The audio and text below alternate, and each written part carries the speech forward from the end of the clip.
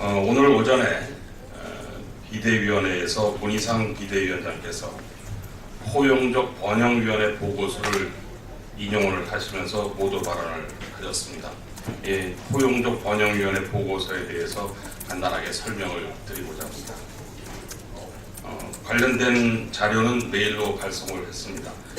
이 보고서를 보고 싶은 분들은 그 영문으로 되어 있는데 이거를 인터넷에서 좀 게재가 되어 있습니다. 이 포용적 번영위원회 보고서는 미국 민주당의 싱크탱크인 CAP 그리고 영국 노동당의 싱크탱크인 IPPR이 공동으로 지난 15일에 발표한 보고서입니다.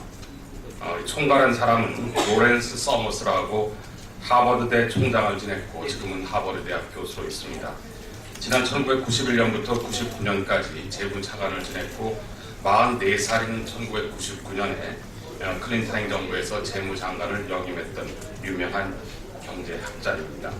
IMF 때 우리나라에 여러 차례 방문해서 한국의 사람들에게도 낯익은 그런 인물입니다.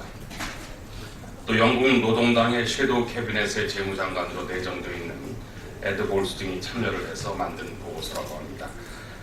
또 이 보고서는 21세기 자본론으로 유명한 그리고 불평등 문제를 본격적으로 제기한 토머스 피케티가 분석에 참여를 했습니다. 이 보고서는 올해 5월에 있는 영국 총선 그리고 내년 11월 미국 대선을 앞두고 양국의 진보 진영이 합작한 정책 보고서라고 보면 될 것 같습니다. 내년 미국 대선에서 힐러리 노믹스의 기초가 되지 않을까 하는 것이 학자들의 일반적인 관측입니다.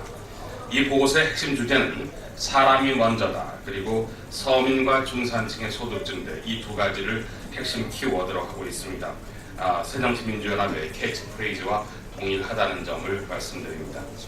또 이 보고서는 한 사회의 성공은 성장의 과실이 광범위하게 공유될 때에만 보장된다는 게 역사적인 교훈이지만 오늘날 시장 자유에 기반을 둔 민주주의가 경제 번영의 과실을 다수에게 적절하게 분배하는 제 기능을 하지 못하고 있다는 그런 반성에서 출발하고 있다고 서문에 얘기를 하고 있습니다.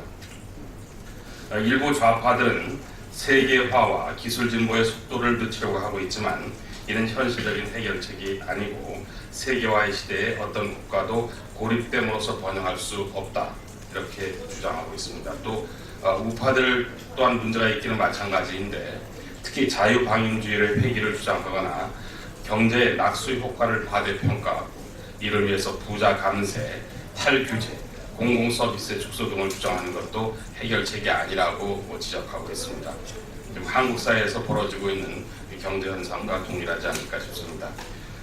아울러서 이 보고서는 포용적인 번영을 위한 5가지 핵심 정책을 제시를 하고 있는데 이에 관해서는 문희상 비대위원장께서 아침 모두 발언 때 요약해서 말씀하신 바가 있습니다. 이 가운데 특히 장기주의, 롱터미즘이라고 되어 있는 장기 관점주의가 눈길을 끄는데 이는 정책이든 투자든 단기 성과에 몰두하지 않고 공공의 이익 그리고 긴 안목으로 접근하는 게 필요하다는 그런 개념입니다. 이 포용적 번영위원회 보고서에 대해서는 메일로 발송을 해드렸고요.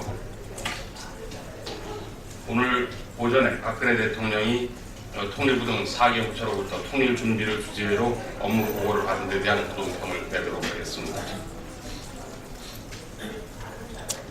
광복 70주년을 맞아서 한반도 통일 시대의 개막을 비전으로 제시한 것은 반가운 일임에 분명합니다. 하지만 당면한 남북 관계를 생각할 때 우리만의 공허한 비전은 아닌지 의문스럽습니다. 국민들이 통일시대의 개막을 실질적으로 체감하기에는 남북 관계가 너무 꽁꽁 얼어붙었기 때문입니다. 당장 지난 12월 29일 우리 정부의 대화 제의에 대해서 북한 당국이 아직 구체적으로 호응하지 않고 있다는 점을 지적하지 않을 수 없습니다. 이런 상황에 대한 타격책을 제시하지 못한 채 거창한 통일시대의 개막, 실질적인 통일 준비만을 강조하는 것은 혼란스럽습니다. 또한 박근혜 대통령이 오늘 말씀 가운데 북을 대화의 테이블로 끌어낼 수 있는 전향적인 조치와 제한이 없었다는 점도 무척 아쉽게 생각합니다. 다만 박근혜 대통령이 북한이 호응해 올 수 있는 여건 마련에 노력해달라고 지시했는데 통일부가 과연 어떠한 대책을 마련할지 지켜볼 것입니다.